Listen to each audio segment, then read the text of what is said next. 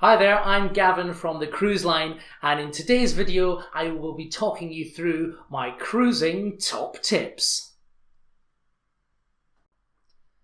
There is a cruise out there for everyone, but it is important to choose sensibly depending on what your interests are.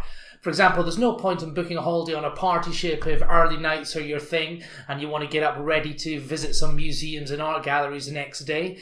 And much the same way, if you want to dance until dawn, there's no point in booking on a cruise which is full of academic lectures and string quartets for entertainment and such like.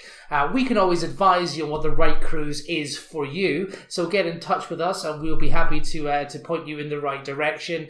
Beach holidays, the Caribbean's great. If you want archaeology, a cruise in the Red Sea may be your thing. Or if you really want to see museums and art galleries, there's no better place than St. Petersburg on a lovely Baltic itinerary. But get in touch with us and we'll certainly be able to advise you of the right cruise itinerary for you.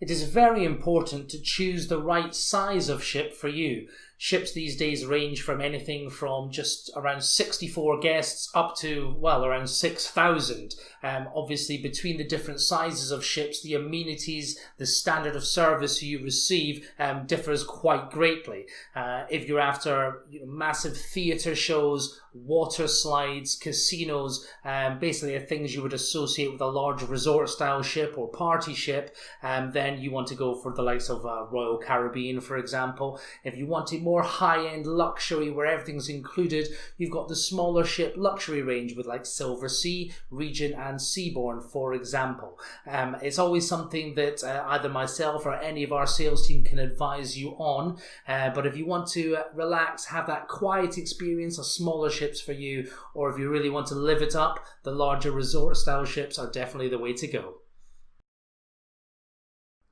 What's included in a particular cruise is very important. For example, are drinks included, shore excursions, gratuities, or maybe onboard credit? Sometimes the consideration is not just the cost to get on a cruise, it's the cost to get off at the end once you've received your bill. Now, many different cruise lines offer different promotions, perhaps for alcoholic beverages to be included and onboard credit. Some of the higher end 6-star luxury lines often include everything on board, including premium wines and spirits, shore excursions sometimes, and gratuities. On other lines, some of the more mass market cruise lines, often the tipping, the gratuities are not included. Now these can sometimes be added to your onboard count of a charge of anything up to around $20 per person per day. So on a long cruise this can really mount up. Often in these cases this tipping is discretionary, so you can alter the amount you're paying at the reception desk on board if you think you're paying too much. Also equally, if you like to just tip the crew members who have been giving you that personalized service throughout the trip, you can do so as well. But with regarding gratuity policies on the various lines, it's always worth checking this before you go, just so that you are in the know and you're not overspending. It's always great to look at the cruise line that's right for you with regarding the inclusions. We don't want you to have that hefty bill when you want to disembark the ship. Now, many of our first-time cruise guests like to try a cruise out of Southampton or Dover for their first cruise. Just something a bit simpler so they don't have to fly. Also, many different short taster cruises are offered from the south of England to the likes of Guernsey and Bruges for 2, 3 or 4 nights, which can be a very good introduction to cruising. Now, if you're looking to go for a fly cruise where you fly to the destination to pick up the ship, we do generally recommend in most cases that you go a minimum of 1 day before.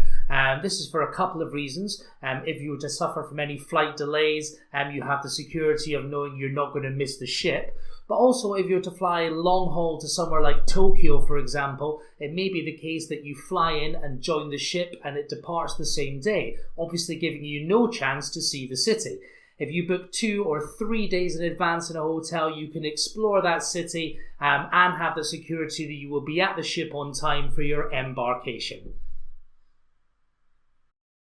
With a cruise, it is very important to not cut corners when it comes to travel insurance. Now, cruise travel insurance does tend to be a bit more expensive than insurance for a regular holiday, but on a cruise ship, if you require any medical help, the bills with the doctors and nurses can run into the hundreds and hundreds of dollars or hundreds and hundreds of pounds. So cruise travel insurance is very, very important. So please make sure you're well covered.